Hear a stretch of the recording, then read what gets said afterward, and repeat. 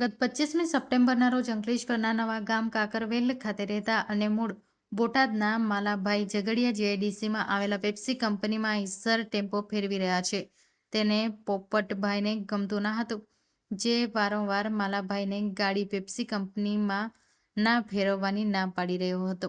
જે ટેમ્પો ફેરવવાનું બંધ ના કરતા તેની રીસ રાખી પોપટભાઈ અલગોતર ગુંગા અલગોતર ગગજી અલગોતર મનોજ ઉર્ફ મનો અલગોતર અને ગોપાલ અલગોતર એ પાઇપ, ધારિયા અને લાકડાના સપટા વડે માલાભાઈના વાલાભાઈ પર મારી નાખવાના ઈરાદે જીવલેણ હુમલો કરી જાનથી મારી નાખવાની કોશિશ કરી હિચકારો હુમલો કર્યો હતો.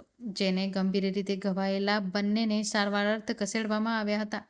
બંને ભાઈ બહેનના ઘરે હતા ત્યારે હુમલો કરાયો હતો. આ અંગે તેમના ભાઈ લાલાભાઈ સાંટિયા દ્વારા રૂરલ પોલીસ મથકે ફરિયાદ નોંધાવતા પોલીસે પાંચેય વિરુદ્ધ ગુનો નોંધી વધુ તપાસ શરૂ કરી 10 દિવસ બાદ જીવલેણ હુમલો કરનાર હુમલાખોર ઈસમો અંતે પોલીસ ઝડપી પાડ્યા હતા અને જેલ ભેગા કર્યા હતા.